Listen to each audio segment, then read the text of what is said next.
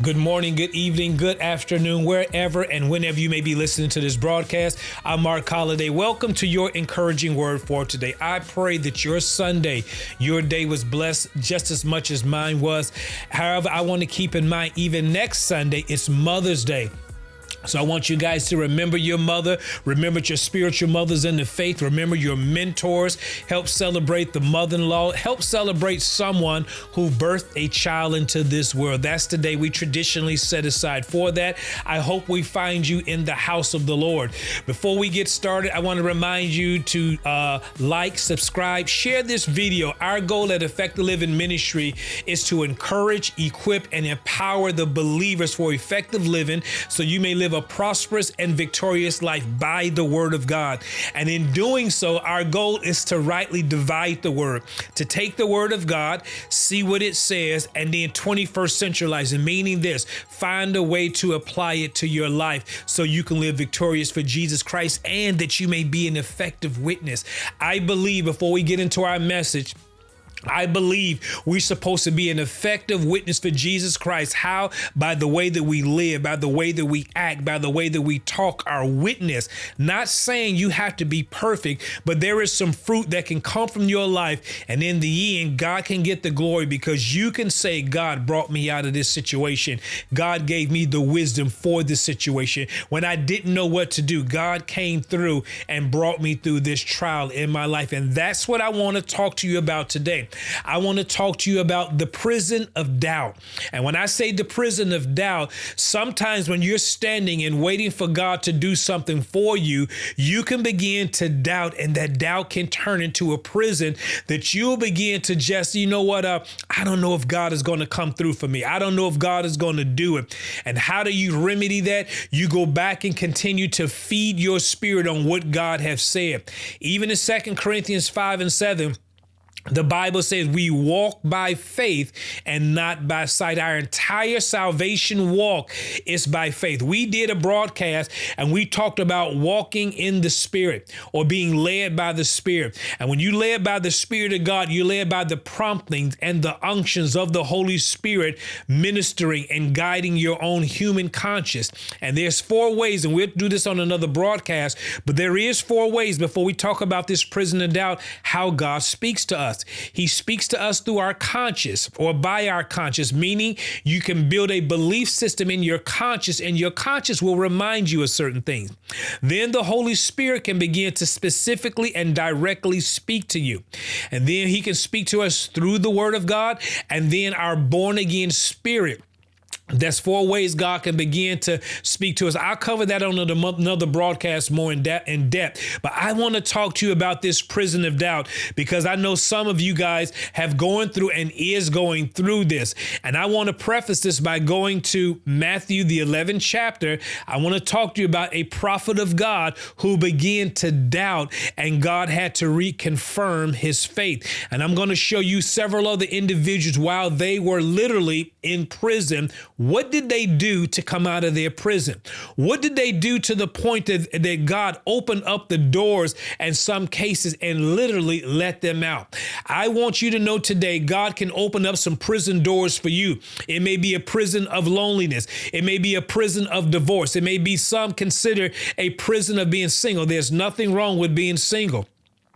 It can be a prison of financial difficulties. It can be something regarding ministry, your manhood, your womanhood, whatever it is, wherever you find yourself while you're waiting for God to bring you out. What God wants you to do is to continue to believe. As we said on the last broadcast, there's 2 things that marveled Jesus. It was unbelief and it was belief. It was unbelief or it was faith. One of the 2 always made Jesus marvel. Now, watch this. Look what it says in Matthew, the 11th chapter. I'm going to read approximately 6 verses or 5 verses. This is the backdrop to this. This is when John the Baptist had preached a message against the king, and he told him it was not lawful for you to marry your brother's sister. And in doing so, this woman, the wife, got mad at John the Baptist and had him locked up in prison, and then eventually had him beheaded. And in doing so, before he was beheaded, John the Baptist began to go through some things. How many of you all are going through some things? things. There's something that you can see that lies ahead and is constantly talking to you. It's telling you you're not going to make it. You're not going to come out of this situation. You will never make it through this trial, but God has a way out for you. Now look what it says here. And it came to pass when Jesus had made an end of commanding his 12 disciples, he departed from there to teach and to preach in their cities.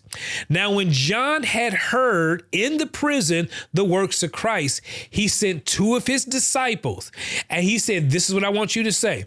And he said unto him, are you the one that should come, or do we look for another? Let me stop right there for a second. This is where John the Baptist began to doubt who Jesus is.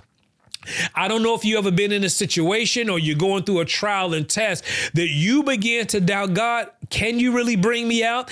Is this trial bigger than you? Is it possible, God, this thing beat you out this time?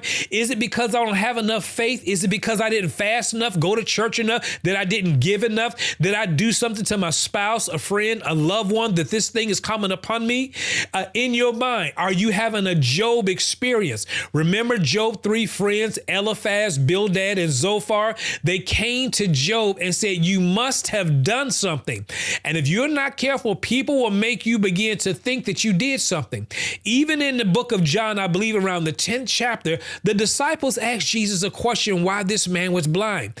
Did he do something or do his parents do something?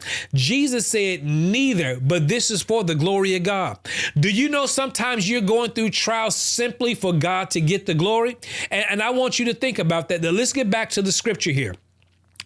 And it says, Jesus answered and said to them, now watch this, go and show John again the things which you do hear and see. The blind receive their sight, the lame walk, the lepers are clean, the deaf hear, the dead are raised up, and the poor have the gospel preached to them. And blessed is he whosoever shall not be offended in me, or stumble in me, or begin to doubt in me. Now watch this. There's no sin in doubt. It's when doubt become a prison where you stop believing God is who he said he is and what he can do. Now, notice in this passage of scripture, Jesus did not directly answer John the Baptist's 2 disciples. John the Baptist asked, are you the one that should come, or should we look for another? Because I shouldn't be in this prison. I shouldn't be on the chopping block. I shouldn't be in this situation that I'm in. I've been out preaching and teaching. Listen, Jesus, I'm your cousin. Listen, me and your folks, we came up together. We came up together on the 9 together. Remember me? Why am I locked in prison? I'm a prophet of God. I've been filled with the Holy Spirit 6 months in my mother's womb.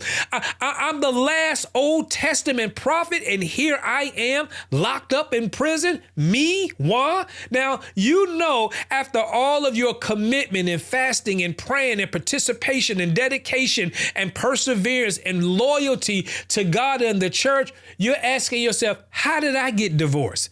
How did I end up in a bad situation? How did I end up getting fired? Well, this is what John the Baptist was going through. Now, watch this. Jesus didn't write out and say, yes, I'm the one that should come. He said, no, go tell John what you have seen.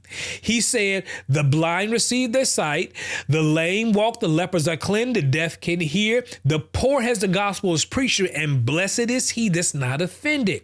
In other words, John, go back and begin to build your faith. Now, John wasn't the only one that was locked up in prison.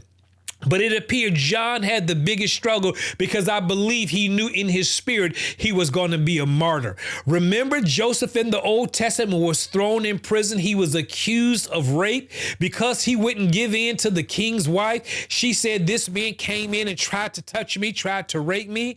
And Joseph was in prison for 2 years. But even in his prison, watch out now, we're talking about the prison of doubt. Even in Joseph's prison, God gave him favor.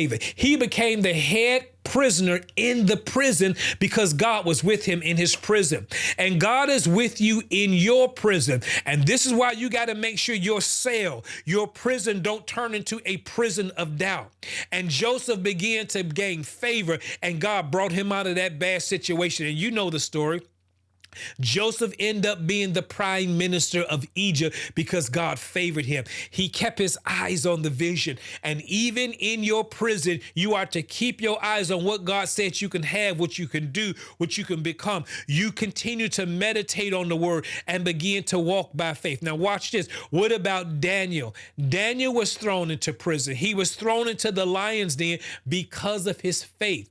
People persecuted Daniel because of what he believed. And in this last day and time, you and I are going to be persecuted by what we believe if we haven't been already. That person act like they're more holier than thou. Look at him. I know he's not going to be faithful to his wife all that time. I know she got a side guy on the side outside of her husband. How come he won't skim a little bit off the top on the job? How come they won't cook the books like we do? And they're looking at you because you have a stance for God. And Daniel, because he had a stance for God, he was in prison, but God brought him out. Even the king came down, fasted all night for Daniel. He said, Daniel, was your God able to deliver you? Daniel retorted back, yes, my God was able to deliver me, for he came down and shut the lion's mouth. Daniel did not allow his prison to turn into a prison of doubt. What about Jeremiah was in prison for always prophesying against what was getting ready to happen? He was locked up several times, months at a time, but God brought him out. Come on now. What about Paul and Silas in the book of Acts, the New Testament, when they was found preaching and teaching and demonstrating the word of God? They was locked up because of the confession and the profession of their faith. But the Bible says at midnight, Paul and Silas began to sing praises unto the God. Now watch this. And the scripture says, and the prisoners heard them.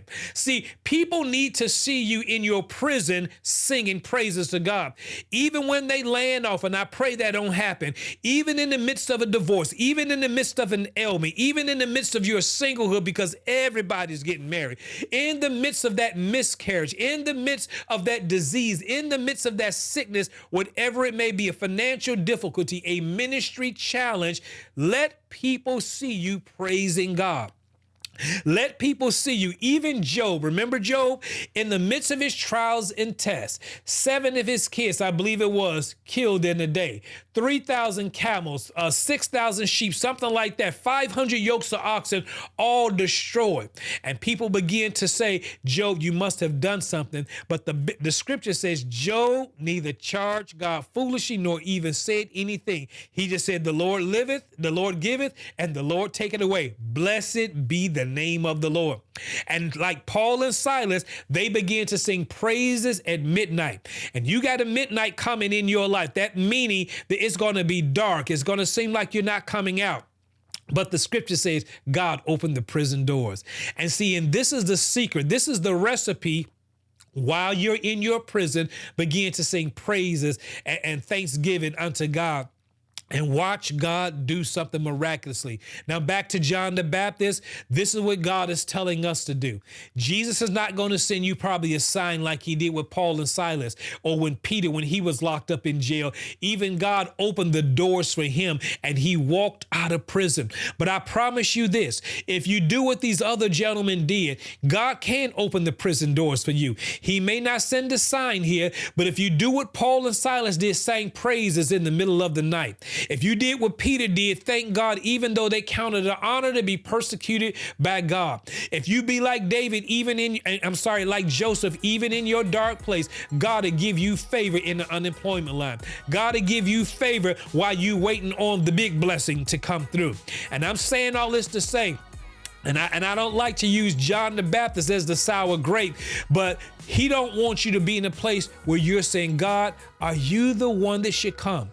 Are you the Savior we're looking for? Should it have been Muhammad? Should it have been Jehovah? Should it have been Hare Krishna? Should it have been the great architect of the universe?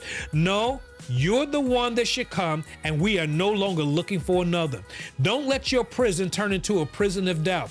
Begin to sing praises unto God, even in the dark place, and watch things start changing. Watch a shift start beginning to take place. Be like the 3 Hebrew boys who was thrown in the fiery furnace, and when the king looked down, he saw someone looking like the Son of Man walking in the midst of the fire with them. As I end this, God is in the fire with you. And as God delivered the 3 Hebrew boys out of their fiery furnace, and when they came out, they didn't have the smell of smoke on them. Their ropes came off, the chains came off, the financial inconsistencies came off, the disease dropped off. Listen, when you come through a trial and test God ways, God gonna have you coming out without even the smell of smoke on you. And that being said, you're not gonna have a prison of doubt. Your prison's gonna turn you to a man and a woman of God of faith. All right, I'm gonna stop right there. I'm Mark Holliday. That's your encouraging word for today.